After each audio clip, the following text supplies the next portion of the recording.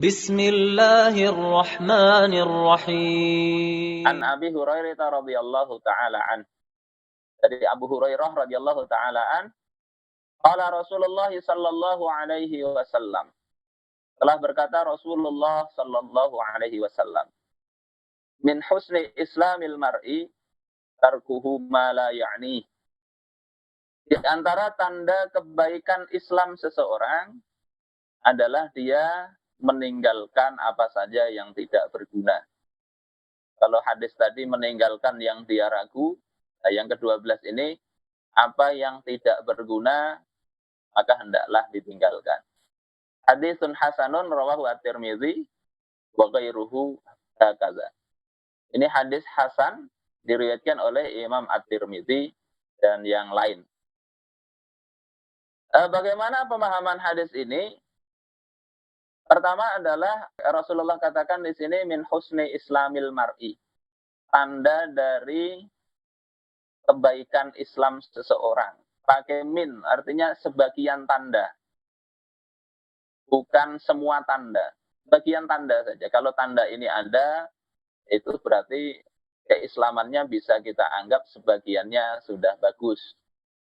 Terus yang kedua dikatakan tanda kebaikan Islam, bukan min husni imanil mar'i, bukan tanda sebagian kebaikan iman.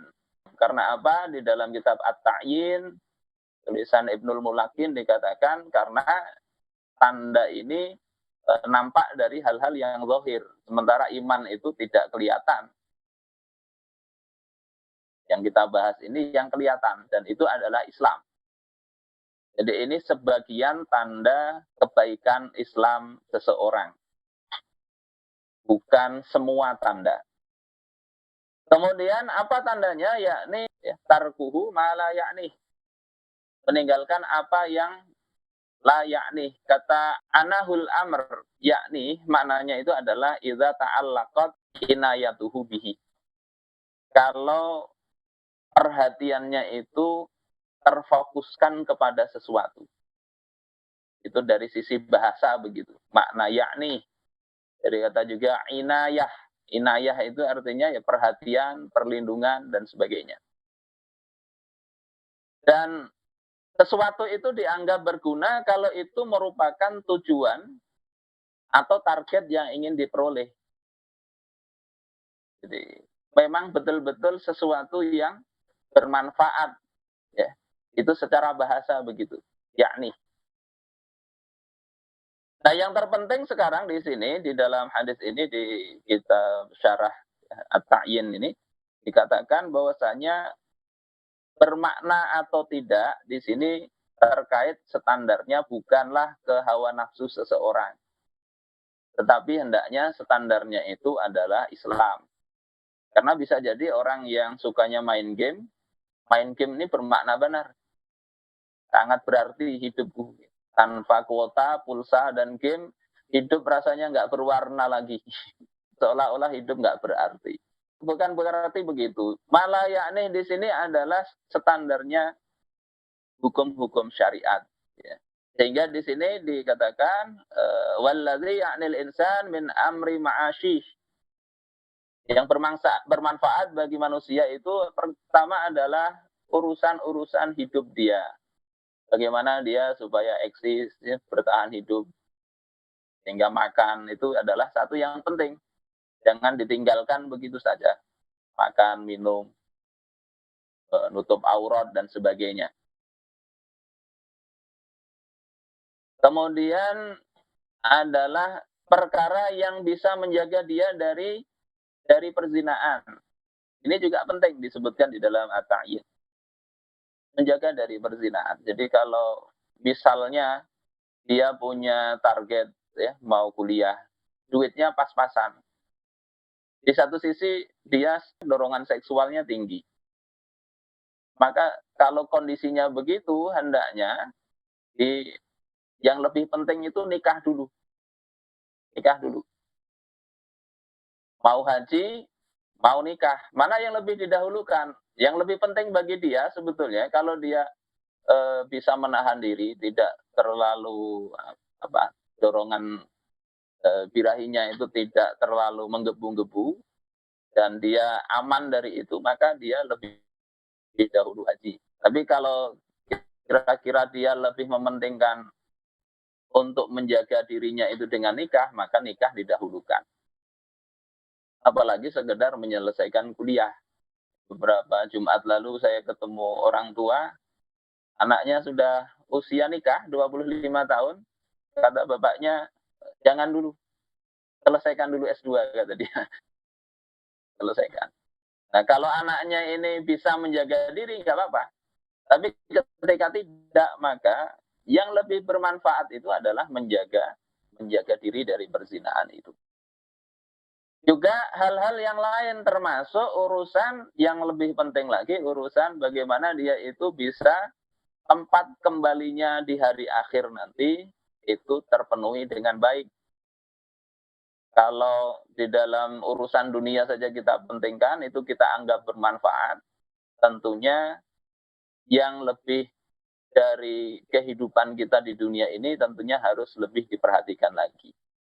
Nah, yang perlu kita garis bawahi dan kita camkan dalam benak kita, bahwasanya kalau kita membiasakan diri dengan yang tidak berguna, entah itu dalam urusan dunia maupun agama kita, dan perkara yang tidak berguna itu bukan hanya perbuatan, tetapi juga perkataan. Bukan hanya perbuatan, tapi juga perkataan. Ngomong ke sana kemari, nggak jelas ujung pangkalnya, apalagi ditambahi dusta, maka itu sesuatu yang juga tidak berguna. Nah, kalau kita biasakan hal yang tidak berguna ini, maka perbuatan yang berguna itu akan luput dari perhatian kita. Kita sibuk dengan sesuatu yang remeh, yang penting akhirnya akan terlalaikan. Sehingga ketika hal itu terjadi, maka kerugian yang Allah akan timpakan kepada kita. Kerugian. Dalam hadis riwayat Imam At-Tirmidzi, ada seorang sahabat meninggal dunia. Kata orang-orang kemudian mengatakan, absyir bil jannah, beri kabar gembira dia dengan surga. Maka Rasulullah katakan, awala tadri fala'allahu takallama fima la ya'ni. Apakah kalian tidak tahu? Tidakkah kalian tahu bahwasanya bisa jadi dia dulu itu mengucapkan perkataan yang tidak berguna. Ma yalfidhu min qaulin illa ladaihi raqibun atid, dalam surah Qaf. Tidaklah seseorang mengatakan satu perkataan kecuali di dalam di sisinya ada malaikat raqibun atid yang menjaga, sehingga setiap kata itu ada hitungannya. Di sahabat yang lain katakan, ini nanti gembirakanlah dengan surga. Belum tentu, kata Rasulullah. Dulu kalau lidahnya ini banyak mengatakan yang nggak berguna, bisa jadi hitungannya itu berbeda. Kemudian yang penting juga, kalau kita biasa melakukan yang tidak berguna, itu adalah salah satu tanda dari Allah Subhanahu wa Ta'ala, bahwasanya Allah itu tidak sayang kepada kita. Na'udzubillah. Imam Al-Hasan di dalam syarah Arba'innya Ibnu Daqiq Al-Aid mengatakan, min alamati i'radillahi ta'ala 'anil abd ayyaj'ala syaghlahu fi ma la ya'ni. Di antara tanda. Jadi ini bukan langsung divonis kalau suka nggak bermanfaat kita katakan wah ini Allah nggak senang, tidak. Tapi itu min lit tab'id. Kata min untuk menyatakan sebagian. Jadi ada di antara tanda Allah itu berpaling dari seorang hamba, itu kalau Allah jadikan kesibukannya itu adalah untuk perkara-perkara yang tidak bermanfaat baginya. Allah nggak senang. Akhirnya dibikin hamba tersebut senangnya itu perkara yang nggak mendatangkan pahala, nggak mendatangkan kebaikan. Banyak ini bisa kita terapkan dalam kehidupan kita. Apa sih yang menjadi perhatian terbesar kita dalam hidup ini? Yang menjadi cita-cita kita ini apa? Ada orang yang mungkin dari sisi ekonomi sudah banyak hartanya. Tapi kemudian hidupnya itu hanya digunakan untuk mengejar harta dan itu menjadi fokus pikiran dia. Nah, ini tanda Allah tidak senang dengan orang tersebut. Mengejar jabatan, mengejar gelar dan sebagainya. Kalau itu menjadi fokus yang dominan dalam hidup, maka kita patut beristighfar karena itu adalah tanda Allah Subhanahu wa taala sedang tidak senang dengan kita.